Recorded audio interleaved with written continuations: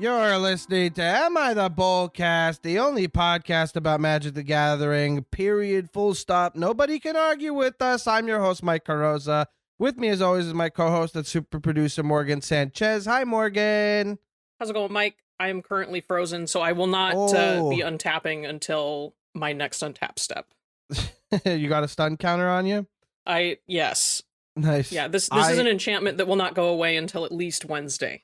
Okay. So, damn, that's a crazy design. I think not a bad limited card.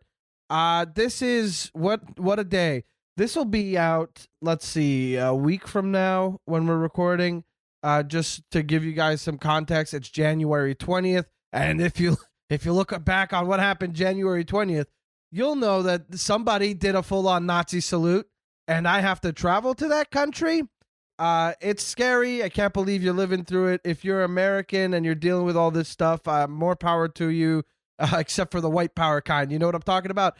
Anyway, American politics are a nightmare, and I'm freaking out because they take a little bit of time, but they do trickle down to us or climb their way up if you want to be geographically pedantic about it. But and see, Mike, none of this matters because to the average American, have you seen the price of eggs? Like, I mean, full stop. That's the only thing that matters these days. All right, can't wait to find out that those prices don't change, huh? Think of the egg.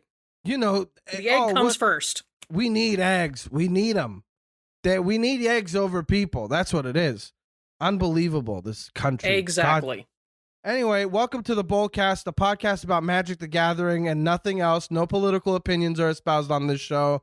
There isn't a seething rage bubbling under every bit of me right now. I'm not just an explosive ball of anger at the moment. You can't feel that listening. I promise you. Here, look. I'm foregoing the concept of the show. I'm gonna go ahead and just do it like this and say we don't do phone calls live. Obviously, we have them pre-recorded, and we have a delightful interview planned, and we're gonna play it off like they're calling in later. It's a very nice interview. It's from a better time before today. And it's a very good one. It's a nice one. And so if you want to skip ahead to that and avoid current day Mikey being angry, I put that stuff in the description for you to skip over. You can get right to the interview. And maybe I won't be so saucy afterwards because I'm getting it out now. But my point is I do so much work to let you guys know when things start and stop in the description. So please make use of that today, especially because I am so heated. I can't do this.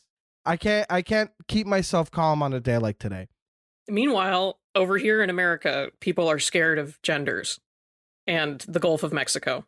So we have actual real problems that need addressing. Yeah, you're right. That's America's got the scary thing about people not wanting to kill themselves over their gender. You know what I mean?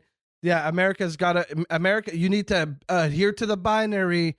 It's more important to adhere to a binary than to make sure that somebody feels good about themselves and understands themselves better, and it keeps them around because that's a net positive in this world. Keeping somebody around is a good thing when they don't want to be who they are and they're figuring themselves out and then they get there. What a beautiful thing. Self-discovery is a journey, and the destination can be so rewarding. I'm so proud of all my trans folks out there listening and not listening. I just want you to know you're beloved. I can't believe that this world is taking such massive steps back, and I don't know. I feel like I can't.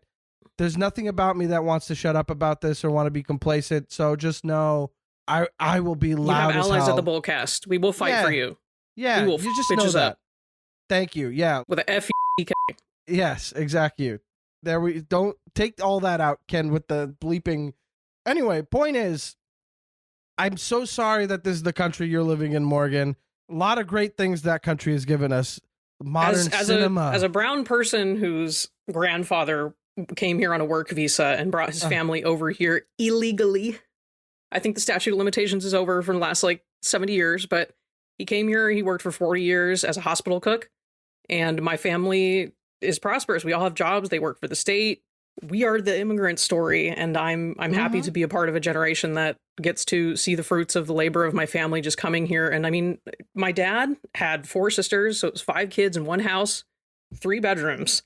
So, I mean, being told that we're not real Americans or that we are somehow lesser than the people who are of a different skin color is really, especially as a Latina having to live in the working world that way. My last name is Sanchez. Do you know what I had to go through growing up with that kind of last name? It's kind of that we look at and we think like, whatever, it doesn't matter. It's like, the slavery thing. Well, nobody alive knew a slave and that kind of thing. Like, you shouldn't be dismissive of this stuff. And so that's why I think we're talking about it very early on.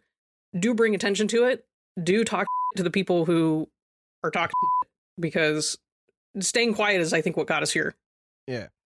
Yeah, Ken, I'm sorry about the bleep in there, but great points all around. I think staying quiet is what got us here, and being loud about how just when somebody's saying something dumb around you, you let them know. That's what it is. Some people change their tune the moment that they're confronted, and like maybe they take it to a more quiet place, but they second guess themselves around you and other people, hopefully, and they get to a place where they think maybe my beliefs aren't really good.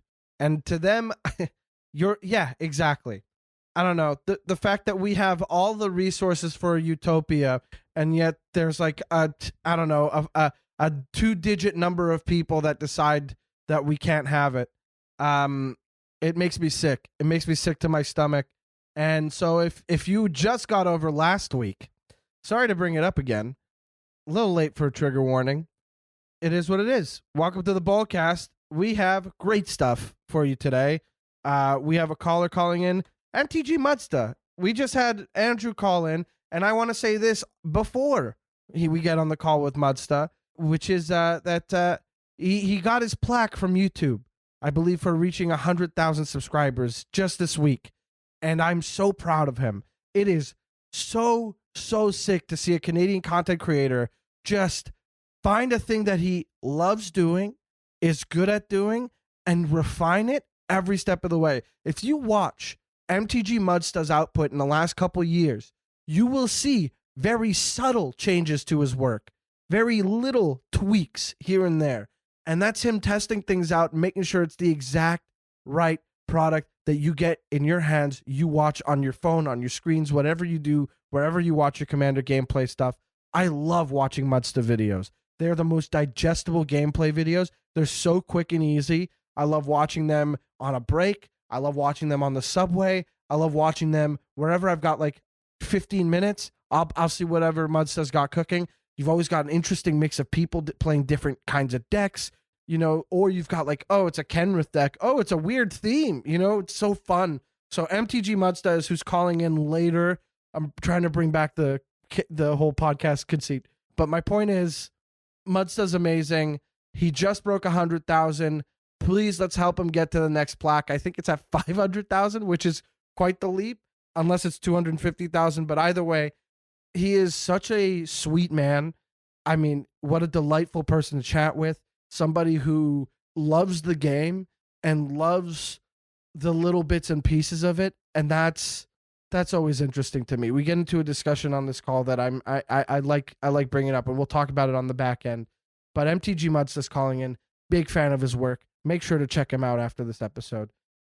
Morgan, I have to check in because Cardsphere is, I'm wearing the hoodie. I love this hoodie. It's the most comfortable hoodie I've ever worn in my life. I love this hoodie. I love cardsphere.com. Finally able to trade again, thanks to believe it. Thanks to having a little bit more time on my hands. And they've got Innistrad Remastered up there now, and I'm looking at some of the treatments that I like. But we're not talking about Innistrad Remastered right now. You're going to Cardsphere to get your cards here. Morgan, how's that Odyssey block foil project coming along? I'm still in the midst of getting the spreadsheet updated, because I did this really cool thing when I got the binder situated, and then I was like, okay, I'm going to be really cool and do it by collector number, right? So it's just going to be super easy, fill in the blank. Should be. So when you do that, I highly recommend that you check your work and do not get to like card number 250 and realize that you skipped a slot.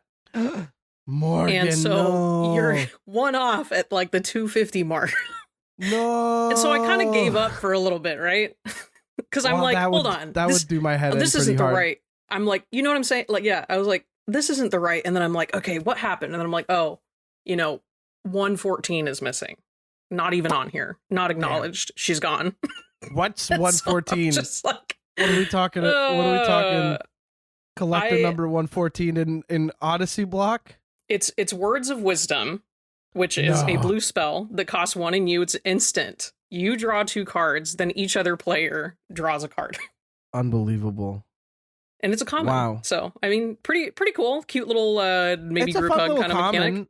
It's definitely like, what do you put that? Nekusar, maybe, if you're playing a little bit more spell-based, or like whatever, Xyrus, the Writhing Storm, right? The guy that makes snakes off of other players drawing besides their first card draw step one. Is that it? Whenever an opponent draws a card except the first one they draw on each of their draw steps. Yeah. So this is you being like, okay, I don't have blockers, come at me. And then, okay, 2 mana, I draw 2 cards, everybody draws a card, I make 3 snakes, block, block, block, don't even worry about it. Xyrus the Writhing Storm is a card that I tried brewing once, and it was too good. I dumped the list immediately. I couldn't even bring myself to like play test it with pals. It was so good. Yeah. You gotta like build it, and then you goldfish a bit, and you're like, this is never gonna happen. I totally get that. It was more like I tried it out a little bit on goldfishing, and I was like, it's too reliable for my taste. Yeah. Right. No, yeah. Much. It's like, I kind of want this to like screw up like every now and then, maybe like 70% of the time, like just not do well. Yeah. It's funny because one card that I'm going to put on my wants list, though, that I saw the other day actually at Commander Night at the brewery was this. And it's something that, backing up like a million years ago, I was one of the mill girlies. I wanted to do mill when there was not like a super lot of mill support, because it's just kind of like the dumb, goofy way to like win that everybody hates, but doesn't feel as bad as like. Watch your tone. Mill is not dumb, goofy. It's no. It's actually viable. See, that's the zeitgeist, though, right? That was always it's stupid, like blah blah. You can't, because there wasn't a lot of support, arguably. Like you had Glimpsy Unthinkable was like the good mill card for 100 years. That is kind of nuts. You're right. Yeah, but nowadays, you could make probably 50 different types of mill decks off of one commander. But this commander that I'm going to be looking for is Umbrus Fear Manifest, which is a Dimir card, and it's a nightmare horror. So it's 2 of my favorite creature types and 2 of my favorite colors. Yes, ma'am. Umbrus Fear Manifest gets +1/+1 for each card your opponents own in exile. Yeah. Whenever Umbrus or another nightmare or horror enters the battlefield under your control, target opponent exiles cards from the top of their library until they exile a land card. Oh. I mean... And he's just like a little 1/1, and he costs 5, so maybe he's not the best, but as a nightmare horror girly, we gotta make it work. Whenever I got pretty wrecked by it. So... Yeah. I mean, Umbrus is a beast. It's a nightmare horror, but it's incredible. I think it was like a Crimson Vow bonus card. Yeah. Like it wasn't in the set, but it was like of the commander cards that weren't in the commander decks. Because those decks were the vampire deck, the red-black one, and then the blue-white spirits deck. And that was fun. But then they had like Wedding Ring and the Soul Bond ones, like Breathkeeper Seraph and Imperious Mindbreaker, Doomweaver, Mirage Phalanx. I don't know the green one. The Overlord, the wolf, the one that but this isn't one of the Soulbond ones. It's at your upkeep, you get a wolf token for each werewolf or wolf you control. What a card, but also just not my style. So I cracked one, and I'm sitting on it until another werewolf commander comes out and people really want it, so I can trade it for some capital on Cardsphere. But Umbrus was one of those cards that like didn't fit anywhere, but they were like, let's make this cool weirdo. And I looked at it for a bit, and I was like, that feels mean. Did it feel mean playing against it? It's funny because it's one of those things, one of those commanders you think like, oh, cost 5, he's just a 1/1, he doesn't have any invasion, or like, but the ETB effect is just so nuts, bananas, that when you're able to reliably just like, I mean, pairing it with something like the Mind Skinner is nuts. And I mean, again, like just more mill support. Mind Skinner. The Mind Skinner, yes. The Mind Skinner is a super popular commander from Duskmourn that the Mind Skinner can't be blocked. If a source you control would deal damage to an opponent, prevent that damage, and each opponent mills that many cards. Each opponent. So it's interesting that we're calling this mill when Umbrus is like exiling from the top of the library. It's milly, right? Like, I mean, is there like a colloquial like exile mill? No, mill adjacent. There's going to be another. They're gonna shorten it like they did with mill at some point. Oh, like I don't know. The exile mill. You know what I mean? That what would sounds it like be? It'd be like I feel exile. like that's too powerful to make like a thing that's so common. You know, yeah, like it really is. or Well, if they see, do it, they go mill into exile, where you're like, okay. Or from like, what I understand too, the Umbrus works unlike Ashiok, Nightmare Weaver, the OG from Theros, in that when he leaves, those cards are still like exiled with it. Yeah. Or like you can still access them. Right. Like even when he comes in as like a new guy, if he gets blinked or flickered kind of thing. So that's what makes it really nasty. But this one, any other nightmare or horror enters. It does have this like typal build to it that I think is, you know what, a bit of a delicious. Spicy little one. It could also be a blink. Either way, it's gross how much value you get out of it. Pretty nasty, Morgan. Can't believe that's what you're leaning towards. Fun that you're looking for that on Cardsphere. So, folks, if you're up on Cardsphere and you're looking for somebody to sell your Umbrus copy to, go ahead and tap Morgan on the shoulder online. At Indigo Gentleman on Twitter. I mean that's a good way to use your Cardsphere money. Again, if you do have any Odyssey block foils that Morgan is missing, hit her up. I personally am at a point where I've just finished 2 decks and I'm currently brewing online, so I'm not really like in the market for anything at the moment, unless like a card in one of the new decks is like, hey, this is an all-star in the deck. Maybe you should get a different treatment for it. We'll see. Ooh, you know what I did get? Okay, so I got this. I got a I just got it in the mail and I'm looking through my cards on my desk. It's beautiful. I got a foil cartographer from No. Yes, of course. Shut up. Foil cartographer, one of the most beautiful pieces of art. Donato too. Of course it's Donato. It's got to be the Donato. There's nothing I want more than just like to stare at this card.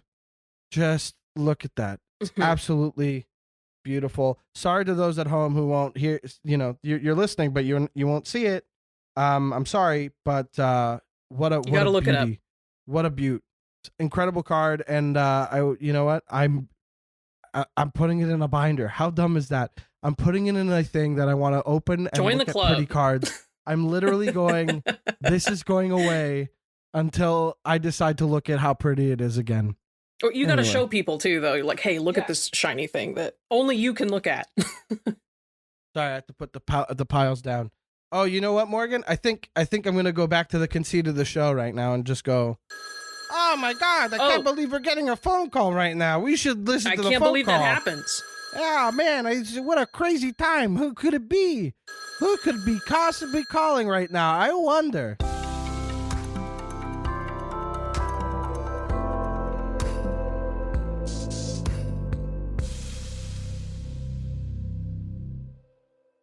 We've got a caller on the line. Caller, who do we got? Who am I talking to today? This is Andrew, first-time caller, big-time fan. Some people know me as MTGMuddstah. MTGMuddstah! Yeah. Hell yeah, buddy. Look at you calling in. Fellow Canadian content creator.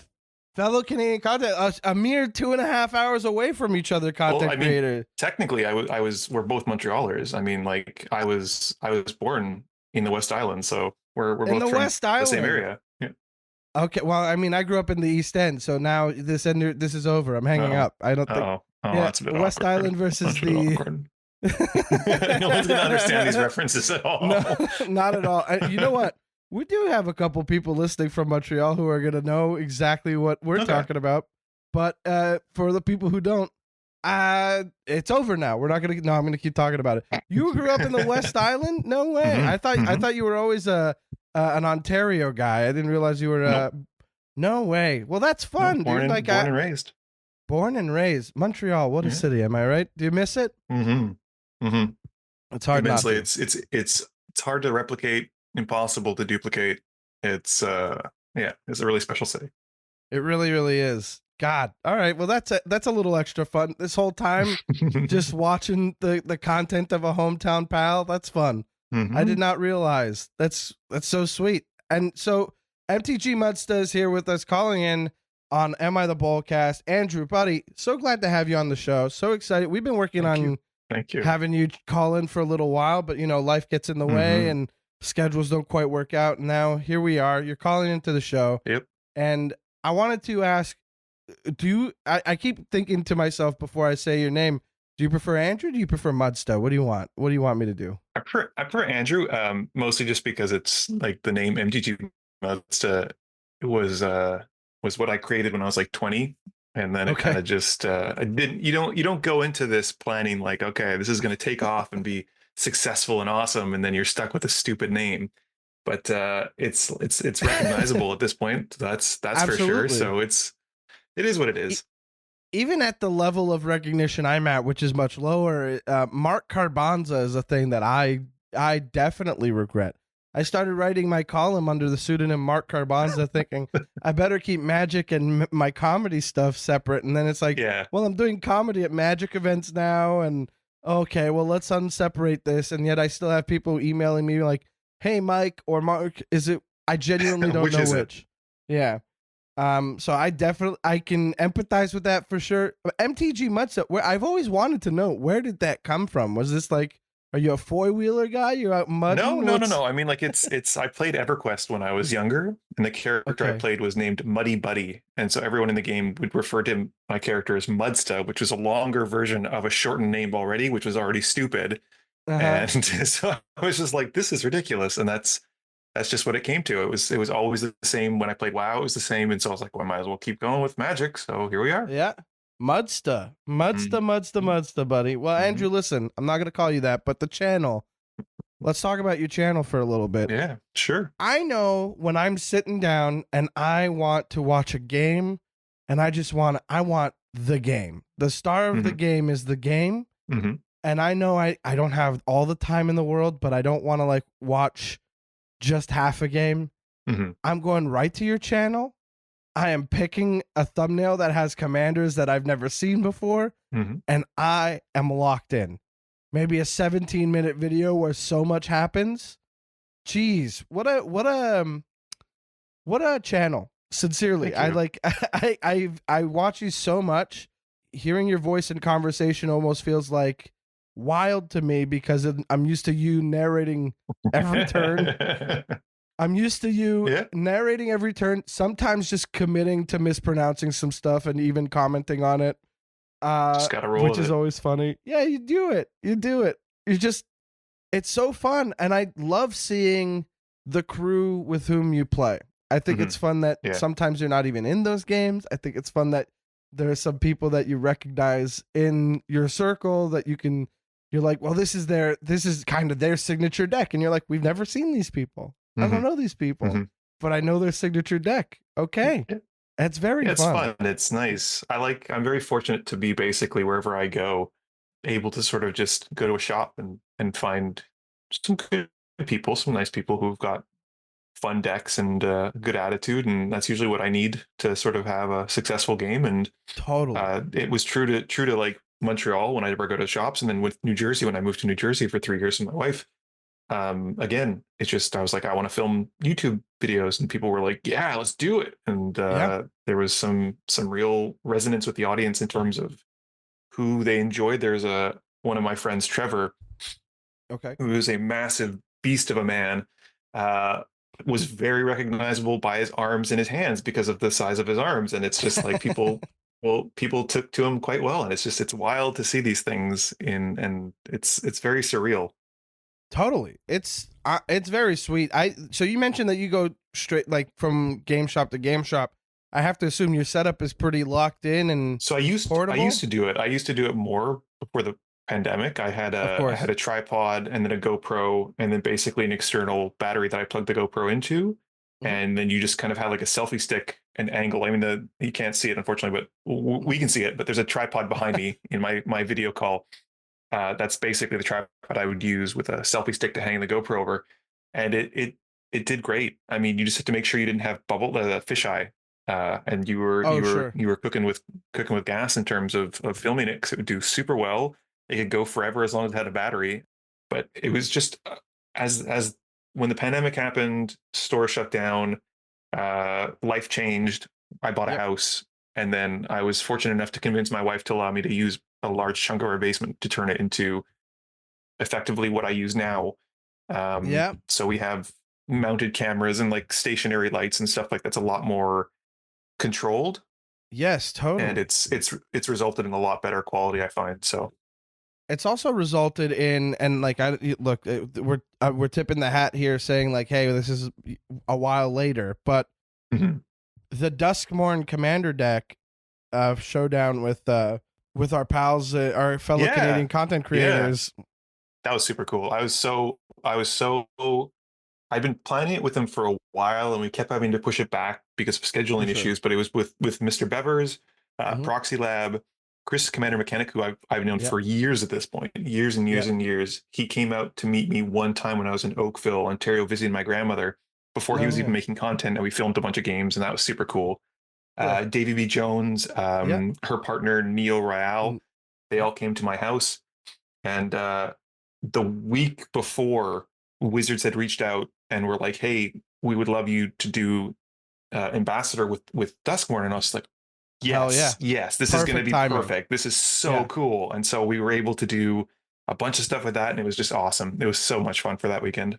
I mean, it also means that like it's not just gameplay, because you ended up, for choice moments, kind of pulling over to another camera and showing the players, you know, everybody, and like you're including the jokes, which it's always a treat in a Muddstah video when you're watching the game and you're like, and then, you know, and then Maxim says this, and then you drop the mute on the game, and then you hear them say something. You're like, that's great. It's always like a fun little, it's one of those episodes, you know what I mean?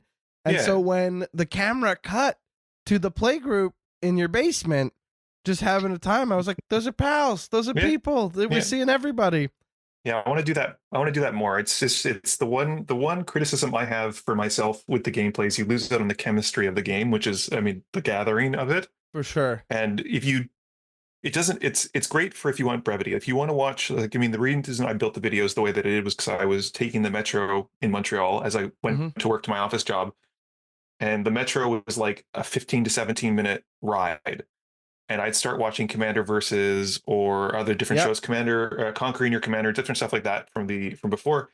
And I just didn't have enough time. It'd take me like 3 trips to watch one episode. And I was just like, they're great. These are great games.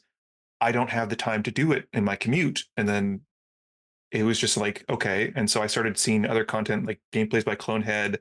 I think it was Top and Go Productions, who did sort of abbreviated gameplays as well, but not as in different perspectives, basically like 3/4 down and different stuff like that. And so it was inspiring to see that. And I was like, I want to try that. And that's where it came from. Plus the fact that, I mean, as in Montreal, I mean, again, this is a reference that I apologize to the viewers. The majority of the audience in Montreal is like probably closer to Francophone or bilingual at the very least. Yeah. And so one of the main things for me was when I was filming, I'd have an audience, or not an audience, a group who were probably 2 of them were more comfortable in French and 2 of us who were more comfortable in English.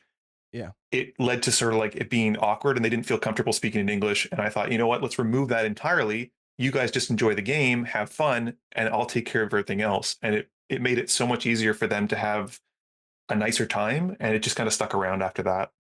Totally. I mean, I've experienced that dynamic with people in pods, and as someone like I went to French high school, I speak fluently, you know what I mean? So I'm good to switch between them. Sometimes I'll have to look for some of my words. I might be a little out of practice, but my buddy Eric and I, we hit up an LGS from time to time on Commander Night. That's further east of Montreal in like Repentigny. So Le Coin du Jeu. Yeah. It's a great spot. They just they moved over from where they were to like a bigger spot in the same strip mall. So cool. They've really made the space huge, and shout out to the Coin du Jeu. They're a really great shop. They're really good people. And I've never had like a very bad, I've had one bad game there, but it wasn't for a lot like the shop's fault. You know what I mean? It was a guy who showed up and was like, I play Zozu the Punisher. And I'm like, is that like a land destruction deck? He's like, I'm not saying anything. And I'm like, you're going to find out. It's just like, okay, that is a yes. That is a yes. Okay. Well, if you're not going to play with the conversation, I don't know what we're doing, but okay. Yeah. I did mention I'm playing my slowest deck that needs 6 mana to function. Yeah.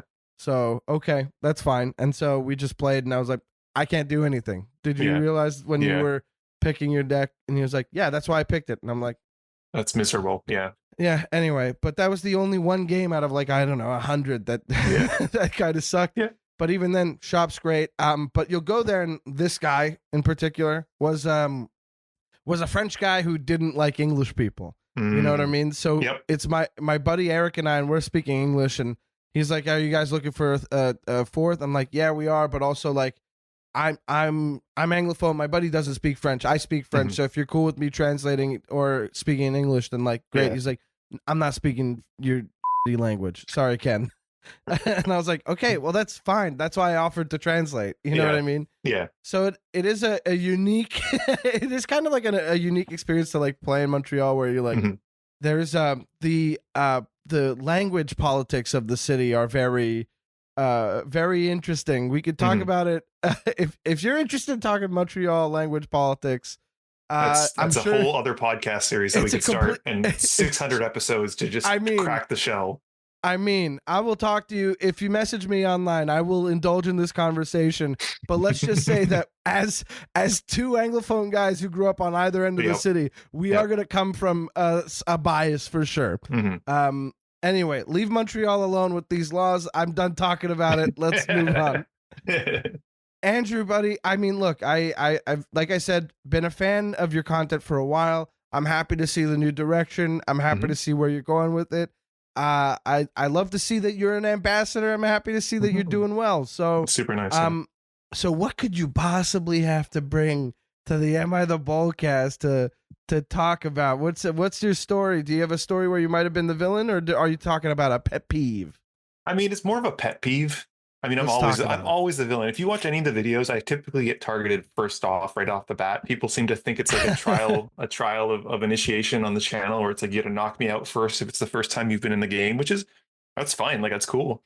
I've seen that Master Multiply deck get no attention for too many times for me to be like, I don't know. Next time that comes out, crazy too, so that helps. So, I mean, the biggest thing I have is just like, it's the dismissive language that people use sometimes, where they're just like, if next turn I would have won, and I'm just like, my friend, you're sitting in a game where there's over an access to like what 24,000 cards now or something absolutely ludicrous in terms absolutely of, nuts. with 3 to 4 other people who all have access to cards as well.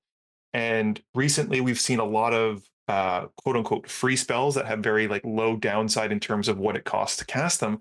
You have no way of certainly saying that. Like, it's just the absolute certainty that these people speak. And I'm just like, come on, like, just, I don't want to say it's like, don't be a bad loser, but kind of it is. Like, just like, we're all friends. We're all having a good time. You don't have to say something like that. You can just be like, well done, good job. And just like play the next game. So it's just, the pet peeve is the sore loser aspect, I think is I wish people were a little bit more. I guess I come from a very unique bias point, because no matter what happens, even if I win or lose, I'm happy because we filmed a really cool game. Yeah, totally.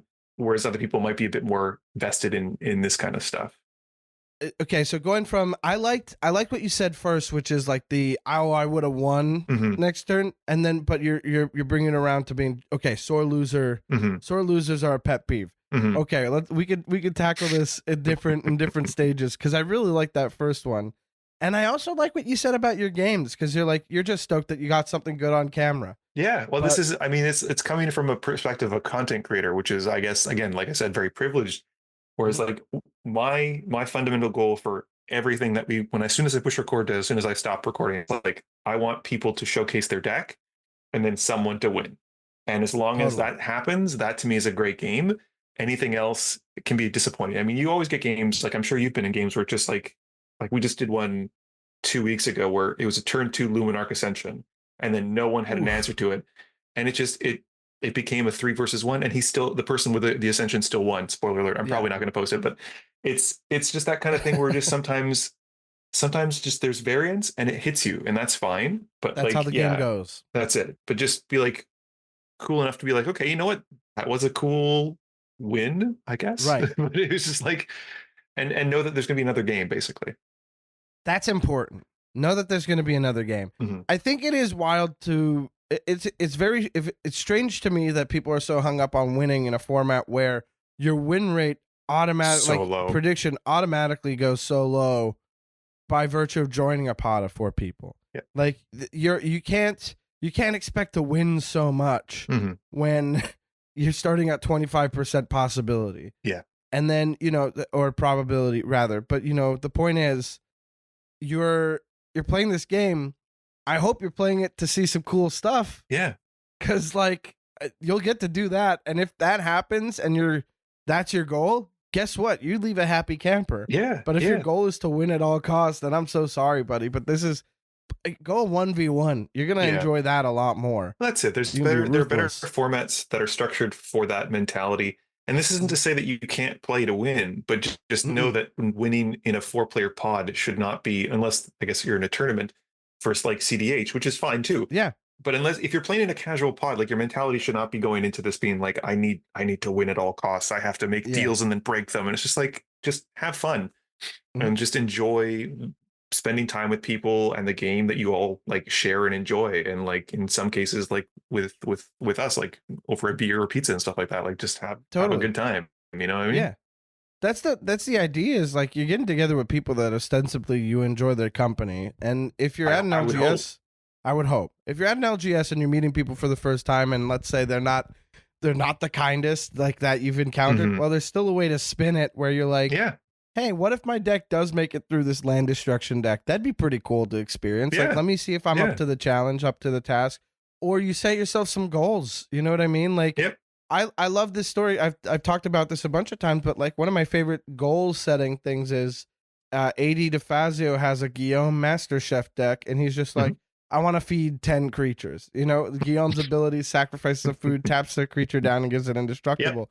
He wants to feed 10 creatures. You're like, okay, well, if I do that, then I win to me, and then if I win, that's gravy. So I think that's the fun part. You know what I mean? For myself, I'm a big engine guy. I'll play my Tesa Opulent Oligarch deck and think, okay, if I can set it up so that I'm draining for 5 every turn, maybe that's like a goal for me to like focus on. And then I'm happy even though I get hit with a farewell. You know what I mean? That's it. Yeah. You're not immediately dismissed with the game. You're just like, oh, I'm checked out now. I have nothing going on kind of thing. It's just like, you have a goal, you're working towards it. No, for sure. That's definitely the mindset. And again, it's like you said, like with the Master Multiplied, I don't have to win with that deck. That was a Patreon submitted deck. I just wanted to make it look good.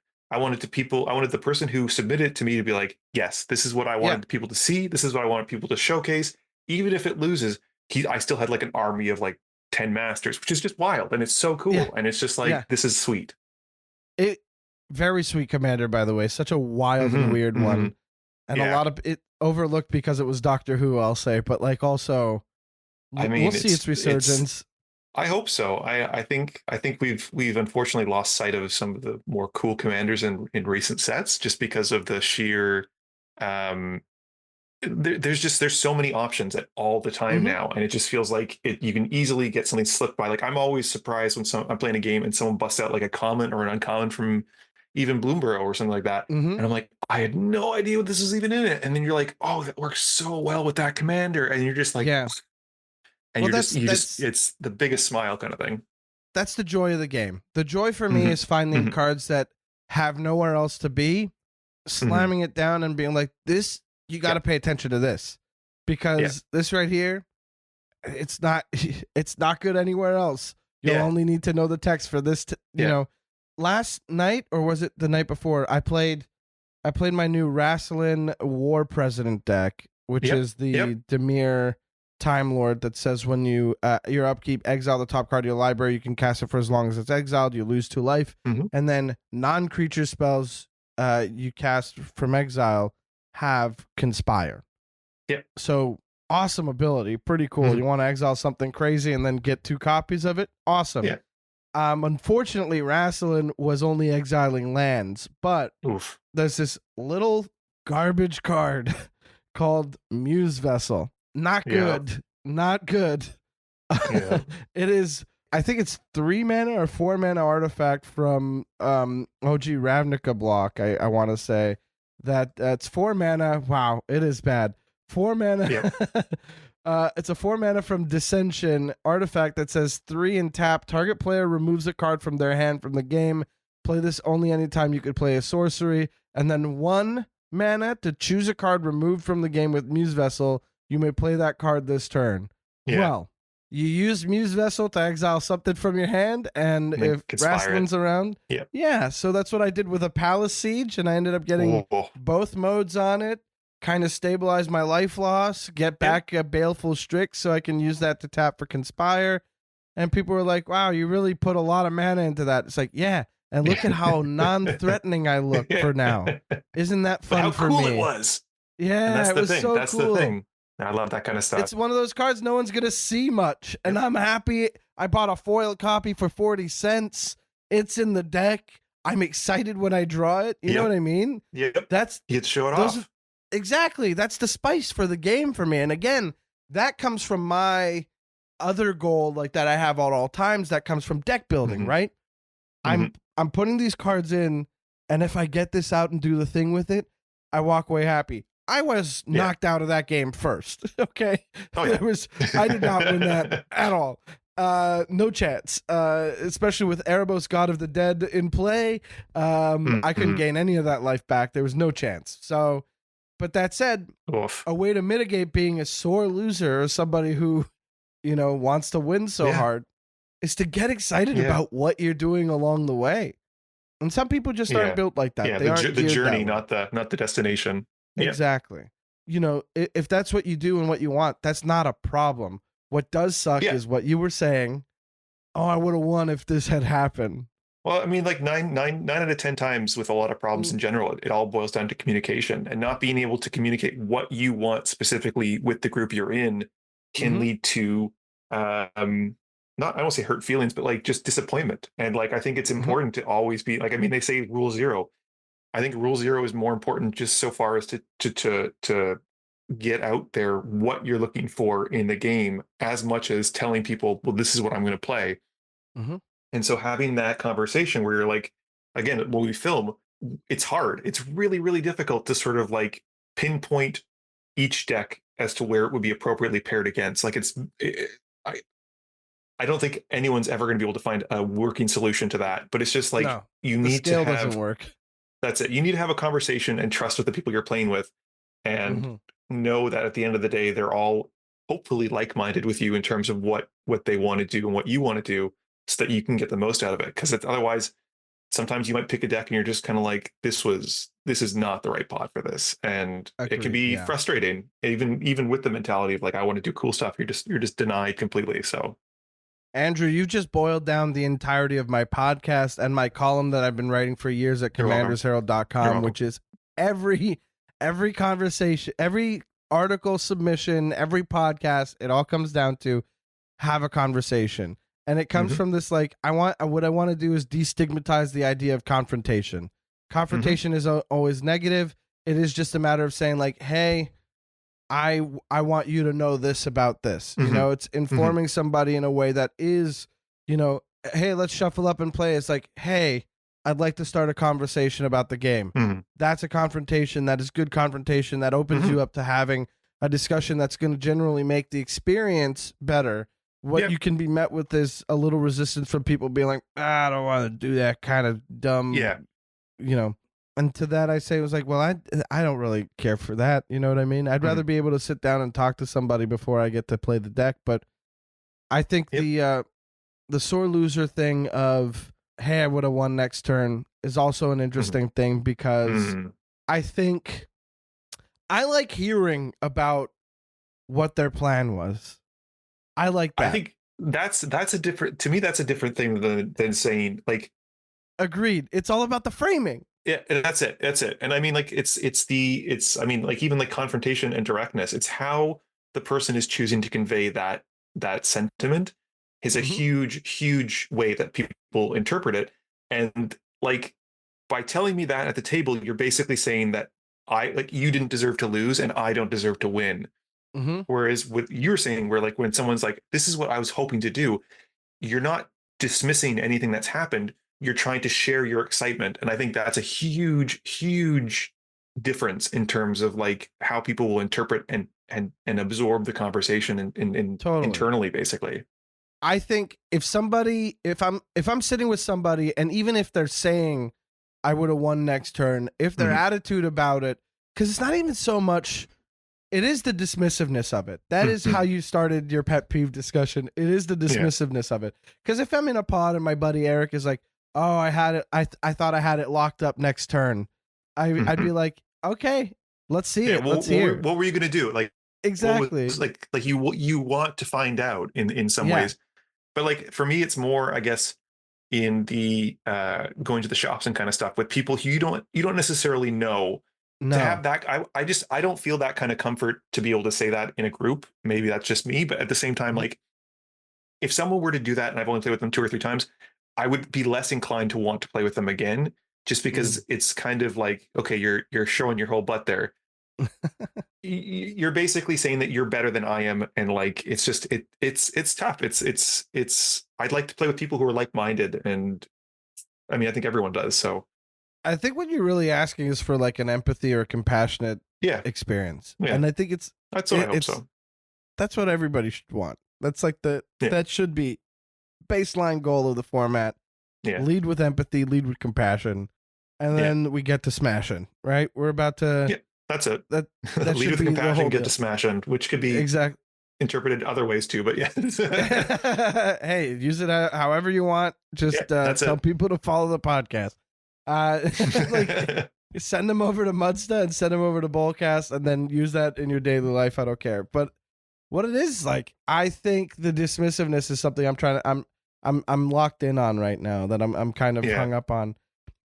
What other ways does that manifest, do you figure? Because I feel like the dismissiveness can also come from, like, when somebody points at something you just played and it's like, why is that in your deck? You know what I mean? Yeah, for sure. Like you're like, oh, don't play, I can't remember, like there's where they tell you that one of the cards, like instead of playing some draw engine, they're like, oh, you should be playing Ristic Study, it's better instead. And it's like, maybe I don't want to play Ristic Study. Maybe I don't like having to ask constantly, do you pay the 1? Because it's exhausting and I keep forgetting the triggers. And I'd rather a more reliable, like Arcanist the Omnipotent.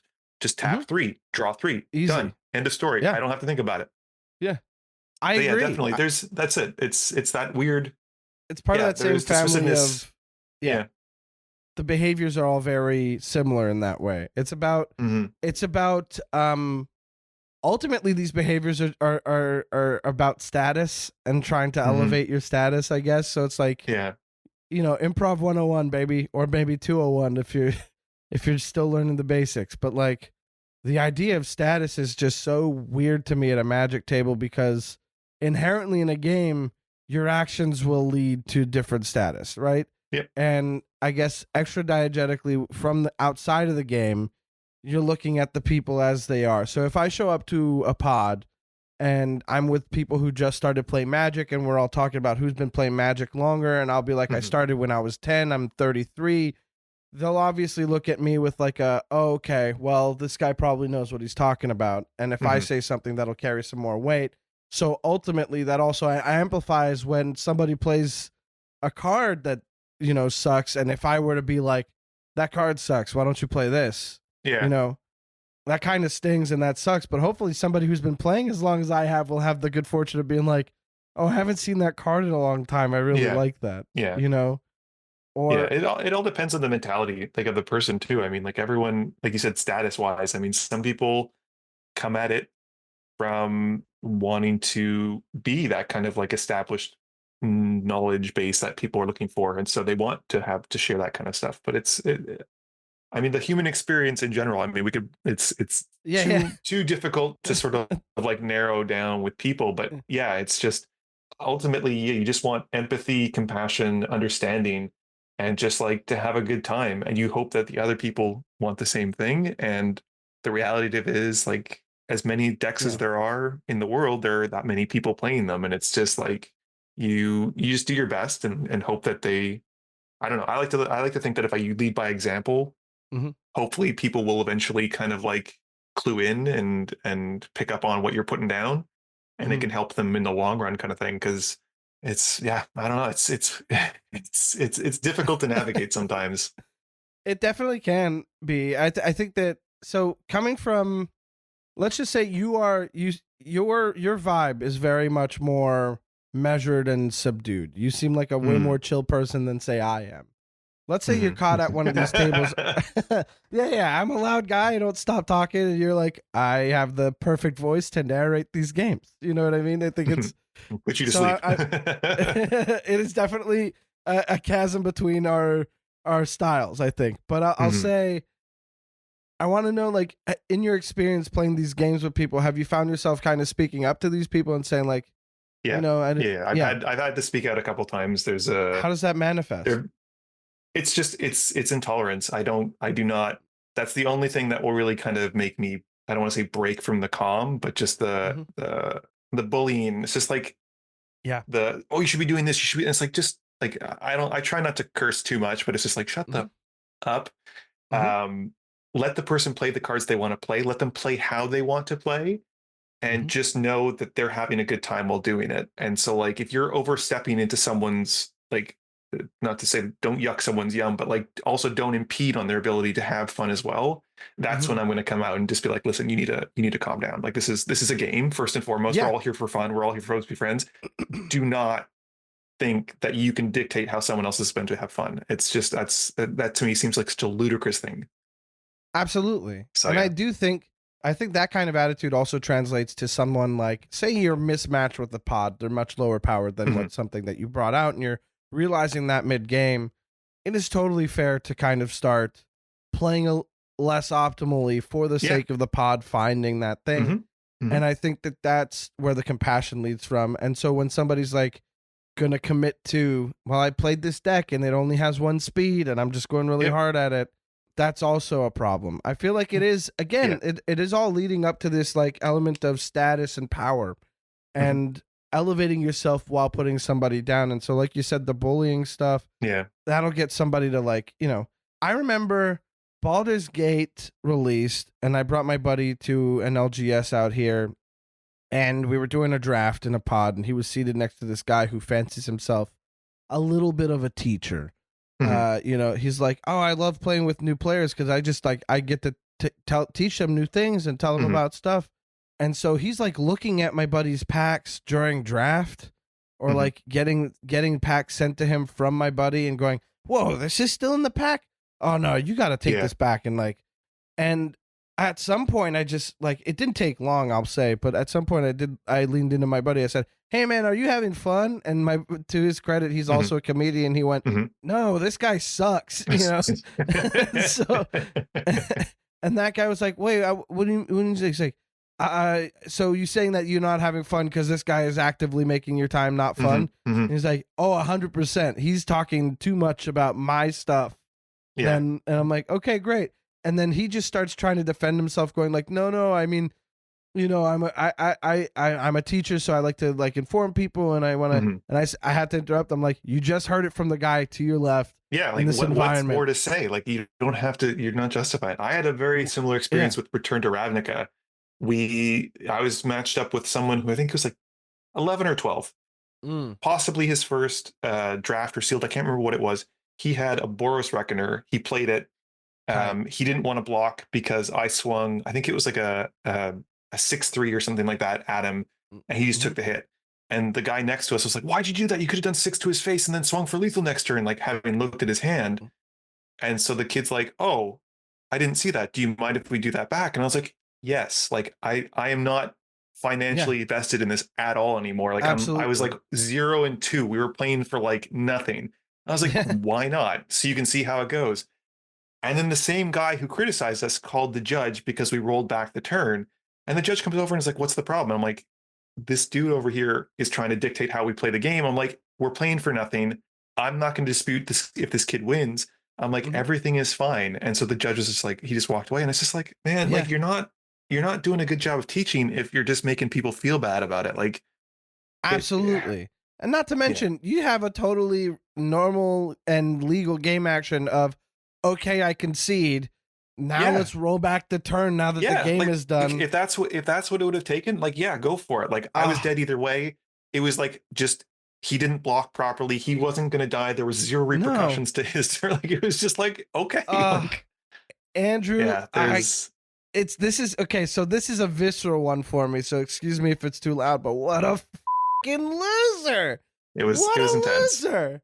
It was a genuine loser. Was this a pre-release or was it just like a draft? And I think it was a pre-release. I'm pretty sure it was a pre-release when I was doing RTR at that point. I was still playing in shops, so I was still playing standard. So that tracks in terms of what it was. But it's just you get. Especially I mean, unfortunately, there are people who just they feel that they know better than you, and when it comes to my enjoyment and having a good time and the kid having a good time, I'm like, you're not an expert on that. Like it's just he like the kid. You could see as he was talking to him, the kid felt bad because he felt embarrassed.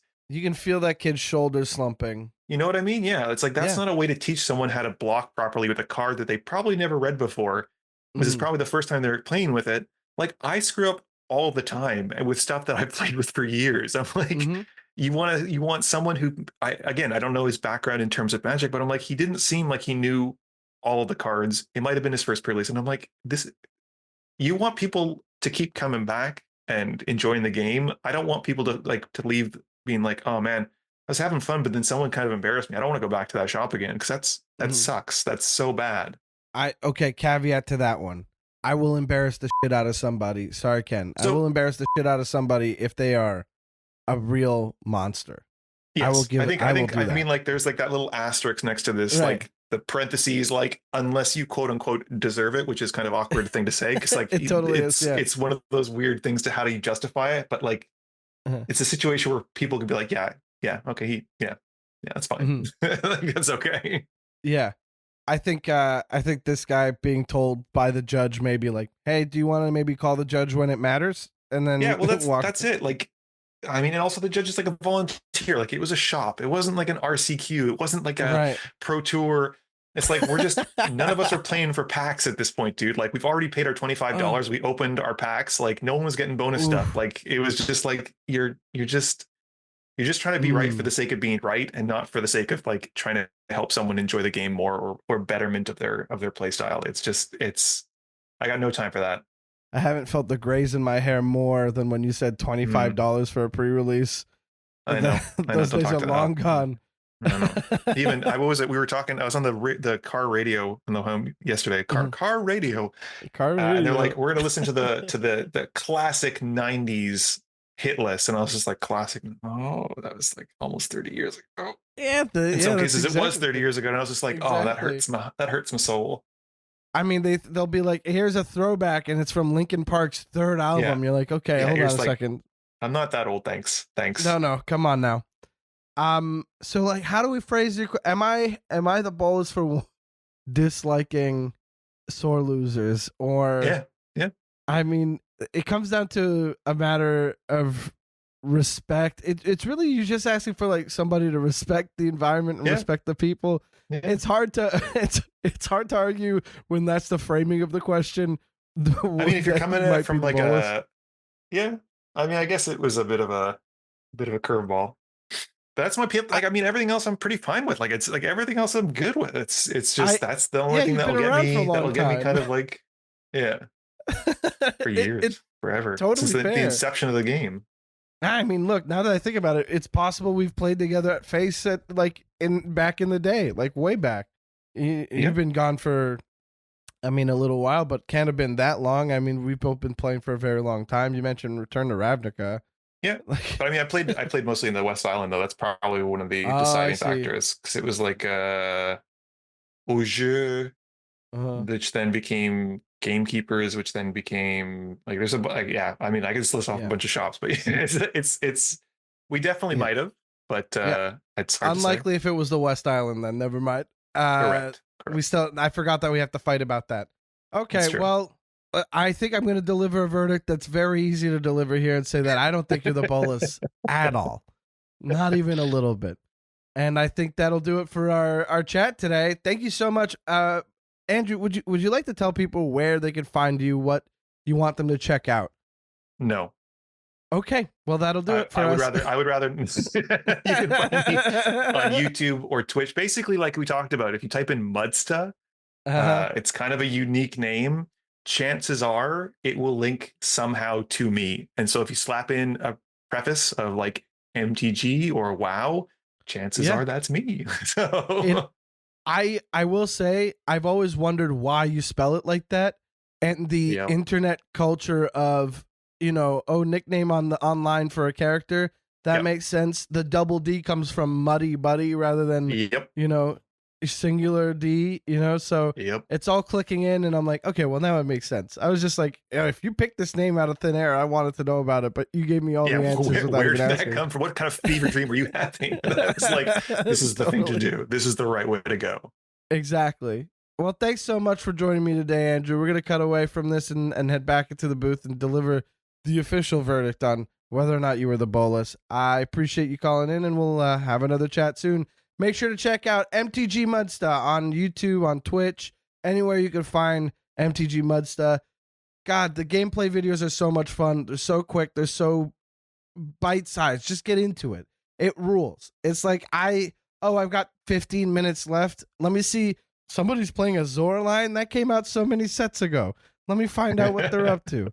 You know, so it's all worth it. Check out MTGMuddstah, and we're going to cut back to the booth. Have a good day. Take care, everybody.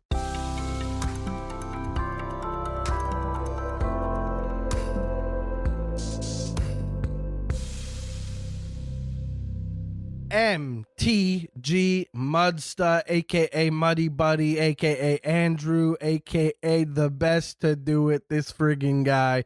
Shout out to my Montreal buddy. I swear, what a delight. It's so nice to have a chat with him, and I am looking forward to hanging out. We're gonna figure out some time to play some games soon. I'm sure of it. Man, again, I said it before the interview. I'm going to say it again. Huge fan of his content. Make sure you go ahead and follow MTGMuddstah on YouTube. Subscribe immediately. Let those videos take over your feed. I swear, at some point or another, my feed was literally 4 Muddstah videos and then like a music theory one. And I didn't. That mind he somehow also did.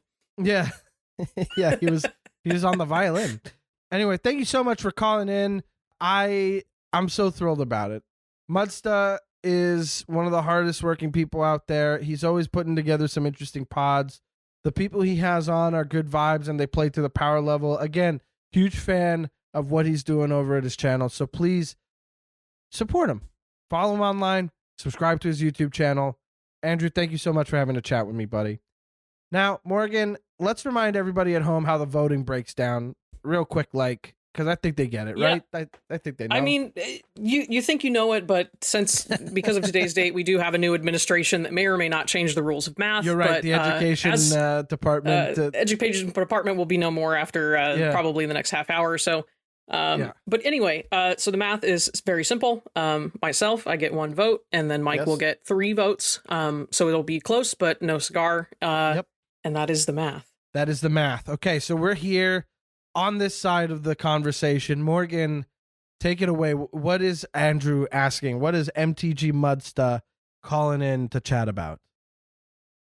Well, Muddstah wants to know, and I don't think he's asking if he's the bolus per se. This is a pet peeve. Maybe chat, we could frame it as, am I the bolus for thinking that certain people who make disparaging comments after they lose are sore losers? So stuff like, I could have won next turn, or maybe I flooded out or else I would have beat you, kind of thing. So stuff comments like that happen after the game's over. Exactly. Yeah. Okay, that's a fair way to put it. I think of this more of like it's a harder one to frame as an am I the bolus question. More of like are we validating this pet peeve kind of thing. And I will say, let's let you take the floor. I've been leading a little bit more recently and kind of stepping over the talking points. Morgan, it's you first, please. I beg of you, please begin the conversation. Whether or not I'm so nervous. I'm so nervous. Oh man. Okay. So, well, I think that it's something good to communicate and ask, which is what you guys talked about, that there are kind of 2 facets to something like that, a comment like that. Yeah. You can usually tell and pick up on whether somebody's just a little bit salty afterwards. Like, because I think about, like, over the past weekend, I got flooded in a bunch of games that I was playing in a cube, right? And I mean, it's so frustrating because that there are spells in that deck. Where are they? I'm running 16 lands. Right. There's no way there are 4 of them together. Right. After we've shuffled and cut. Yeah. But that's the beauty of the game. That's the magic of variance. And that'll just happen sometimes. And so, yeah, Mike, you just won. I got flooded. Yeah, man, that was really rough, but it was a good game. We had some good interactions. I tried my best, just drew into garbage, but whatever. The person who's kind of salty about it typically doesn't talk about the mana as much as like, oh, man, next turn I would have just snapped one immediately. Or you're 2 life away, but you destroyed my thing. You did something that was a genuine game action for you to win the game, so I lost, right? And I hate that, which is, again, normal and valid. But I think sometimes the way that we present that kind of information, again, like getting flooded versus, you just tried to win a game that I did not win. Those are 2 very different conversations.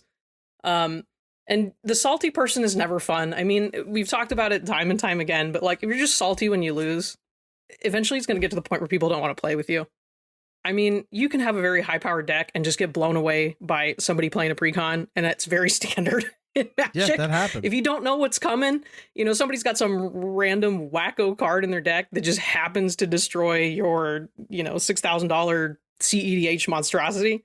What are you going to do? You can't account for everything. And I think that's the problem in Magic with a lot of people who make these comments, is that they think that it's somehow like a reflection of them as a person when they lose against maybe a low power deck or, deck of the same caliber of like, I should theoretically be able to win every game. Right. So it's a tough scenario. I hear it. So will you say bolus or not? Absolutely not. I mean, absolutely not, never, because like you guys talked about, ironically, right? Communication with the pod and the table. Right. And all the different nuances that we've talked about in the Bolcast in the past, which is I'm having a bad day. Maybe I'm just salty about that. I'm sure today is not a great game for Mike or myself, not a great day for Mike or myself to get into a game and lose. So it just happens. But anytime it's like a real reflection of like salt and ego, that's where it's tough to kind of say like, come on, man, it's a game. At the end of the day, I'm sorry, it's a game. I whisper it in case like you don't want to hear it, but absolutely not the bolus in my opinion, because again, it all comes down to that communication of like, hey, maybe I'm having a tough day. Sorry if I was salty. So even if you are, right? Apologize, say, hey, I didn't mean to be a jerk. Imagine that happening at any point. I mean, look, that's the beauty of the game, is like you'll meet a bunch of people, and at some point or another you will meet these people who are able to communicate their feelings a little bit better. So I'll say, when it comes down to Andrew's pet peeve, I believe I mentioned in the interview that it's different when it comes from a place of like I have my buddy Eric, who I play with quite a bit, and he is an interesting brewer. He plays very well.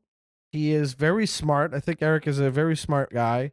And what tends to happen with his stuff is that he's more reactive, and when he goes for something, it's because he has like an 80% chance of it going exactly the way he wants it to, And so when he loses, and I like to look at him and go, "Did you have it though?" And he'll say, "Yes. If this had gone through, I think I would have had it, or if there wasn't this kind of surprise, I would have had it." And I love knowing that kind of thing from him, right? So it's not like he's offering it up all the time. If it's prompted, it's nice kind of to be like, "So what were you going for?" There's like a curiosity that can come from it. But if you're playing with, like, let's say you're playing with folks and there's just somebody who's been playing a little bit aggressively, and they're getting their way most of the time, and they just happen to be blown out by one player who gets the commander damage in on them, and they go, if I got the next turn, I would have won. You're like, yeah, but you didn't get to next turn. This wasn't something that we solicited. And that ends up being, I think this is such a vibe thing. There's an element of like, I am curious, but if it's coming from a source where I'm just like, there's no respect here. There's no like appreciation for what you're doing here. You know what I mean? Like if I'm playing with somebody and they're rubbing me the wrong way, and I'm making a mental note of being like, would I play with them at the LGS again? Maybe if I'm in a pinch, or like maybe not at all, or maybe like absolutely. You got your tiers of people that you'll bump into at your LGS, and sometimes when guys just doing something, you're like, I don't know if I want to play that anymore. Or they say something that rubs you the wrong way. You've got your guard up, right? For, Rachel Weeks put it this way, like, you're dating your playgroup, your potential playgroup at an LGS. You're getting these new friends to maybe welcome into the fold of playing with your regular playgroup or starting a playgroup or, something like that. So it's interesting to think about that when you're talking about sore losers. So people being like, I had it, or like, you got lucky, that kind of stuff. It hits different when it's coming from someone you trust and play with often. So like, if I were playing with Eric and I just pulled a top deck that sealed the deal and I won, and he said that was pretty lucky, I'd say, yeah, it was pretty lucky, right? But if I was playing at an LGS and somebody was like, that was pretty lucky to something like that, I'd be like, yeah, it was lucky, but also, why do you get to say that? Showbiz, baby. It's magic, baby, the variance of it. So it's kind of like, I don't think Andrew's the bolus for like having this pet peeve. I think it's fair. I think it's like, yeah, I don't want to be around sore losers either, but I feel like you give a lot more grace to people you know. And I think that this is something that like you kind of grade on a curve, right? So I think it's like it's this careful balance of maybe it's not necessarily people are sore losers, but rather maybe you're slower to warming up to them and they think they're there, and that again comes to speak to like the idea of like you're quote unquote dating these players of like, you're getting to the point. That's a great way to put it. Yeah, well, Rachel Weeks said it on the command zone, and it's perfect. So that said, like, I don't think that he's the bolus, but I definitely think that like I would expect his play group to include at least somebody who often says, I wish I'd gotten to this turn, or like I was setting something up and it would have been cool, So not the bolus, definitely not the bolus, but definitely also like a bit of a, I get your pet peeve, but I have to say that it hits a little different for me. And I guess that's what makes it a pet peeve. It's your thing. It's what you think of as like the thing that irks you most. And I have to respect that. That's for real. So Andrew, MTGMuddstah, not the bolus. And I think with the long intro we did before and this back end reaching a little bit of a longer bit, I think we're going to end it there. Thanks again to cardsphere.com for sponsoring us. Check out the referral link in our description, as always. Thank you so much to all of our listeners, folks. If you're going to be at MagicCon Chicago, please come say hi. I will be around. I'm so excited to be back in Chicago. Will I be doing comedy shows while I'm out in Chicago? Worth messaging me online to chat about that. Because, yeah, will I be doing stuff at MagicCon? Most likely, yeah. I'm going to be playing games. I don't know if I'll have like any other duties that Watsy's going to hand over to me in terms of like, I told him I'd love to moderate a thing if I could. That's the, if there's anything else that I can do to help, I'd be happy to. But I'm definitely, I'm up there. I'm ready. I'm excited. I'm looking forward to meeting anybody who wants to meet me. I'm looking forward to anybody that I meet for the first time and has no idea who I am. If you know me and you're listening to this, ostensibly, I have to assume you like me. And so thank you. And if you don't, hey, I'm going to be pretty easy to avoid. There's a lot of convention for you and I to share. So shout out to everybody on our and the Space Cow family that are also going to be there. EDH Rec Cast boys are going to be hanging out. We got a lot of folks part of the team that are just coming down to Chicago and gonna get some games in. I'm really looking forward to seeing everybody again, so keep an eye out for MagicCon stuff. We're gonna be doing some fun stuff, and I look forward to hanging out, playing some games. I got 2 new decks, and I'm bringing 2 others, at least, maybe a 5th. We'll see. If you have heard of any of my decks and want me to bring one in particular, please reach out to me at Mike Carrozza, MikeCarrozza on Twitter and Instagram and Blue Sky, or Am I The Bolcast on Twitter and Blue Sky. Morgan, where can people find you? I am still on Twitter at Indigo Gentleman. And that's where I live. I go nowhere else. That's enough. Just make sure to check out Morgan on Twitter. Check out Am I The Bolcast and me, and I'll see you in Chicago. We'll be back in 2 weeks. Thank you so much for listening. I really appreciate it. And as always, Be good to each other unless one of you is a bigot, and then you could be bad to that person. Anyway, bye.